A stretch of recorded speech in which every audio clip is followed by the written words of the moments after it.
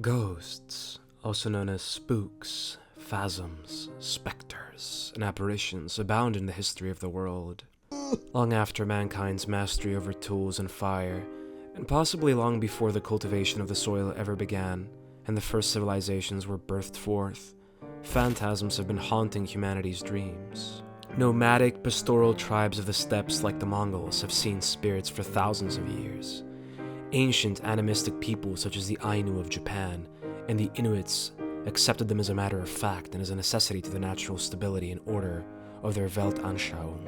In his 1878 book, Human All Too Human, the German philosopher Friedrich Nietzsche writes, "In the ages of a rude and primitive civilization, man believed that in dreams he became acquainted with a second actual world. Herein lies the origin of all metaphysics. Without dreams, there could have been found no reason for a division of the world. The distinction, too, between soul and body is connected with the most ancient comprehension of dreams. Also the supposition of an imaginary soul-body, therefore the origin of all belief in spirits, and probably also the belief in gods. The dead continues to live, for he appears to the living in a dream. Thus men reason of old, for thousands and thousands of years." Nietzsche's evaluation of the nature of dreams and their relation to the metaphysical is not only psychologically profound and interesting, but also places metaphysical phenomena in the world of ghosts into a remote primordial past of human activity in prehistory, as if they'd always been there, watching over us. And it would seem that Nietzsche has been proven right. For while the historical, anthropological, and archaeological data will forever be lacking and we can catch but a fragmentary, intrusive glimpse into the life of our venerable ancestors, as far as we know, man in nearly every corner of the world has maintained a reverential relationship with the realm of the dead for thousands of years. In many ancient cultures, custom, or rather superstition, dictated that after a funeral, the superstitious relatives of the deceased should, just to be on the safe side, give offerings to placate the wrath of the potentially vengeful spirit, and to ensure that the relative's stay in the afterlife would never want for basic amenities and small luxuries. From certain kings, tribal chiefs, and great warriors that were particularly revered pre- and post-mortem, cults of heroes sprung up. And since a metaphysical origin was posited for even natural phenomena whose causes were wholly unknown to prehistoric humans and pre-modern civilizations, natural phenomena were deified, anthropomorphized, and offered to. Gods, heroes, and ghosts would henceforth appear to superstitious folk in dreams and in visions, seen by those under the influence of psychedelics that achieved trance states. While we might not know with absolute certainty whether people's minds before the 22nd millennium BC were in fact haunted by specters, for lack of textual or pictorial evidence, our history of recorded or depicted hauntings is at least as old as the oldest civilizations that we've come to know. So, let's take a look at, ancient drumroll please, Mesopotamia. Our spooky tale begins in the Near East. We do know that a century or so after Enheduanna, an ancient high priestess in the city of Ur, had composed the first extant poem, a wonderful paean to the Mesopotamian Aphrodite, Inanna, the Akkadian-speaking Babylonians were hard at work, setting to clay the deeds of the great king, Gilgamesh. In the Epic of Gilgamesh, the heroic Gilgamesh is haunted by the ghosts, or Giddim, of his dear departed friend, Enkidu, who now permanently resides in the gloomy realm of Irkalla, the Sumerian netherworld, and is doomed to subsist on dust and clay and to suffer from pangs of hunger and thirst in Aeternum.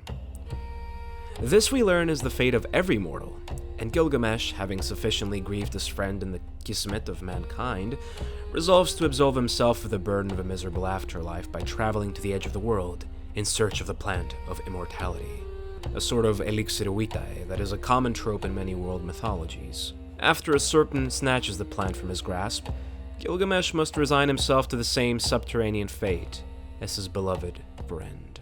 However, even after bodily death, the solar spirit still had a long and arduous journey to make. Guided by the god Ninazu, so as not to be led astray, it would first have to pass through 7 imposing gates, each one guarded by a gatekeeper, before finally arriving at Ereshkigal's palace, Ganzir. The palace, i.e.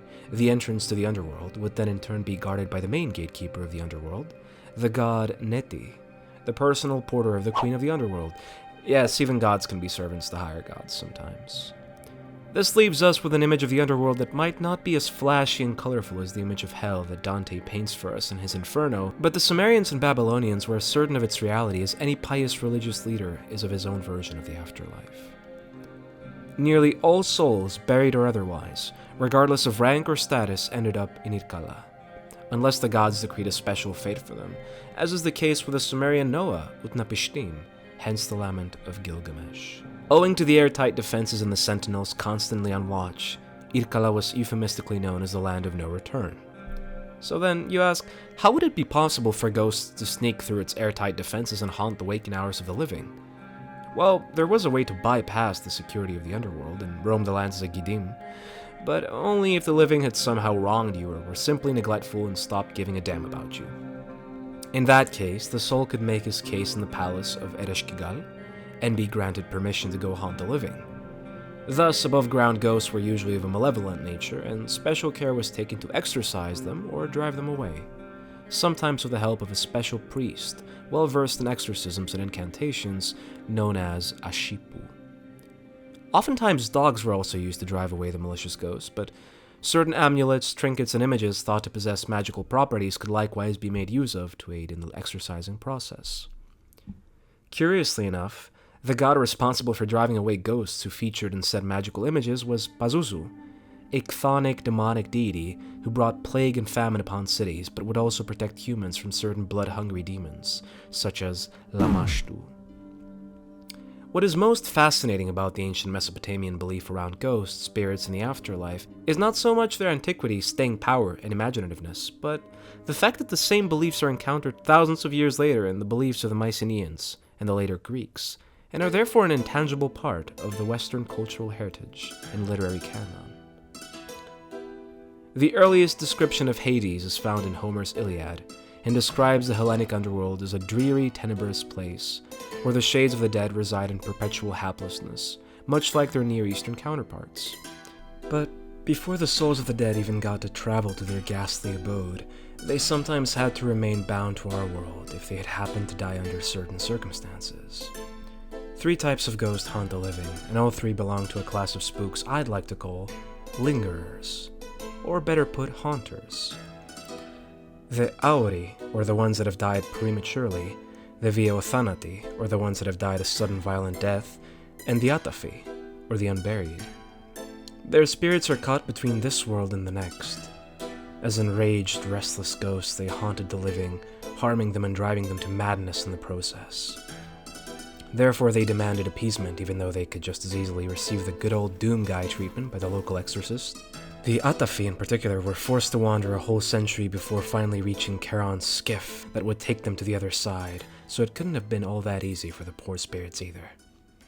Oftentimes, the restless dead would form processions led by the terrifying goddess, Hecate, who presided over ghosts, crossroads, necromancy, and magic, and like the exorcising canine Pazuzu of old, was associated with hounds. Hecate was also followed by her Lamie, vicious demons or ghosts that, like merciless succubi, assumed the forms of beautiful women and preyed upon the flesh and blood of unsuspecting young men that were just trying to score. Yeah, boy. The infernal Milinoi, sometimes identified with Hecate, was an equally terrifying goddess residing in the underworld, who was known to bring nightmares and madness to mortals and led her own train of lingerers. She was associated with propitiatory offerings made to the souls of the dead, and was therefore prayed and offered to by those being driven to madness or haunted by her beloved specters. The Atafi were particularly restless, and to elucidate this, I'd like to direct your attention to Book 23 of the Iliad, where the unburied ghost of Patroclus shows up in a dream of his dear friend, Achilles. There appeared to him, Achilles, the ghost, Psyche, of unhappy Patroclus, all in his likeness for stature, and lovely eyes and voice, and wore such clothing as Patroclus had worn on his body. The ghost came and stood over his head and spoke a word to him. "You sleep, Achilles. You forgot me, but you were not careless of me when I lived, but only in death. Bury me as quickly as may be. Let me pass through the gates of Hades. Bule Ido. The souls, Psyche, the images, Eidola, of dead men hold me at a distance, and will not let me cross the river and mingle among them, but I wander as I am by Hades' house of the white gates. And I call upon you in sorrow, give me your hand. No longer shall I come back from death once you give me my right of burning. Quick note before we go any further, the Greeks categorized ghosts and paranormal phenomena under different names, and some confusion will inevitably ensue from this fact, since in some accounts the names are used interchangeably or similar properties and qualities are ascribed to more than one category of beings. But at the very least we can avoid some confusion by going over some of these types and their nomenclature. The term psyche, or psyche, encountered in Homer means soul, but is often translated simply as ghost. These are the same souls of the dead that Achilles is said to have sent to the dogs of Hades in the opening lines of the Iliad. Skia is a synonym of psyche, but meaning simply shade or shadow, in reference to the shades of the dead that inhabit the underworld, and is therefore an exact translation of the Sumerian Gidim. Eidolon, meaning something known or sensed, is an image or likeness of the dead person, hence the word idol, but not necessarily the spirit itself, as for example in the case of an apparition. A phasma, from the verb pheno or paino, meaning to cause, to appear, which has given us the terms phantom and phantasm in English, can be directly translated as apparition, and is therefore something similar to an eidolon, but includes any supernatural vision or phenomenon perceived by the senses. Now, leaving the unanticipated visitations by malignant spirits or the dreams of departed comrades aside, the living had the means to directly communicate with the shades of the dead if they so desired. The first means was katavasis, or descent, a term used to describe the physical journey, usually by a foolhardy hero or a divine being, to Hades. Oftentimes, as in the case of Orpheus, who descended to Hades in search of his wife, Eurydice, these eerie trips were undertaken as a means of reuniting with a loved one who had died prematurely, or to gain mystical knowledge. The one performing the katavasis was thus able to put himself in contact with the souls of the netherworld. A more realistic means the living could utilize to communicate with the departed was nekia, a rite in which ghosts were summoned to the world of the living that aimed at divination and insight into future events by the ritualists, therefore being a form of what is commonly known today as necromancy. Psst, here's a quick diagram with all the stuff I just mentioned so it doesn't get too overbearing. Okay, enough divergence, let's descend back to Hades.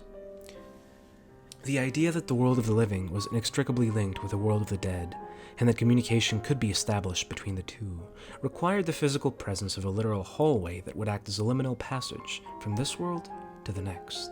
The Sumerians had, for example, believed that the entry point to their underworld resided somewhere in the Zagros mountain range of Iran. Traditionally, various places throughout Greece have been designated as entranceways to the realm beyond. For instance, there is a cave complex found in Cape Tenaron in the Mani Peninsula of the southern Peloponnese that was believed to lead to Hades. More famously, the river Acheron in Epirus and the river Styx, identified with the modern Mavroneri in the Peloponnese, have equally served as entrances to the subterranean world of the dead. The Greek Hades was just as well guarded as the Mesopotamian Irkala, and the loyal and fearsome three-headed canine Kerberos assumed the role of Neti, the gatekeeper, who guarded the entrance to the underworld and made sure that the souls would not be able to escape. Just like the Mesopotamian Ninazo, a psychopomp, or soul conductor, was required to guide the souls of the dead to their proper dwelling so that they would not be led astray.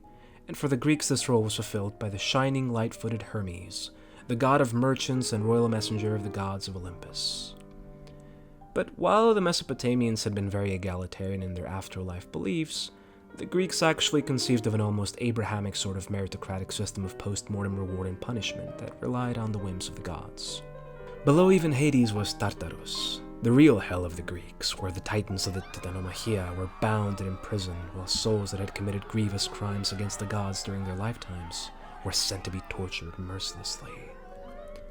Alternatively, some lucky virtuous fellows that were in the gods' good kids list could go to the Elysian Fields, which according to some sources were also thought to be a part of the Hadean kingdom. Lord Hades, or Hades, ruled his kingdom alongside his cherished consort Persephone, the queen of the underworld, who after being abducted and raped by him developed Stockholm Syndrome, I suppose. In the Near Eastern worldview, the genders might be swapped, Queen Ereshkigal being the mighty matriarch of the dead, whereas her husband Ugalana, or later Nergal, have a purely nominal function when it comes to ruling her underground kingdom. But the parallels are striking, and there are far too many similarities between the two civilizations' myths of the world beyond, and the restless souls that plague their daily lives. Could the Mesopotamian myths have influenced the Greek ones? I think it's very likely, although probably through an intermediary source. But comparative anthropology can sometimes create connections where there aren't any, and who is to say that human inventiveness cannot simply come up with similar explanations for worldly phenomena and metaphysical myths across different times and cultures without outside influence? Either way, both worlds were so convinced of the fact that even though we're all going to the same place, our consciousness does not perish after death, our ego is still intact, and hey, just like we want to be buried, taken care of and remembered, if not for all time, then at least for as long as humanly possible, so do our ancestors deserve to be treated in the same exact way. So we should treat the dead with care lest we incur their wrath. And hey, if nothing else, once our bodies are breeding grounds for maggots and flies, if our contemporaries and relatives were douchebags, we can go ahead and haunt them to teach them a lesson. In the Mexican Dia de los Muertos, the Irish Samhain, and similar festivals around the world, we find some examples of the cults and ritual practices of ancestor worship that humans have been practicing freely for ages before the advent of monotheistic religions, which share many similar beliefs to those of other ancient pagan peoples, such as the Mesopotamians and the Greeks. So while for a lot of people in developed countries ghosts are just a cheap gimmick in horror flicks, a primitive superstitious belief and a crude mockery of a fairy tale, I think that ghosts and the narratives containing them are chock full of genuine cultural, educational, artistic, and even spiritual value, don't mind the pun. Admittedly, they are also highly entertaining, and even though true crime and psychological horror might have their own audiences, urban myths of ghost sightings and the paranormal have never gone out of fashion, and are in fact more alluring than ever in our modern scientific world. Thankfully for us, the Greeks and their not-so-creative cousins, the Romans, have bequeathed us so much of their spooky heritage, and in a future video, we'll take a look at the long-forgotten festivals and rituals of antiquity, all the while looking at the ghost stories that form part of our Western and even global cultural patrimony, to see how they developed throughout the ages, specifically the Middle Ages, and how they have influenced our modern perception of the supernatural. So until then, stay tuned and lecata mysticize your senses.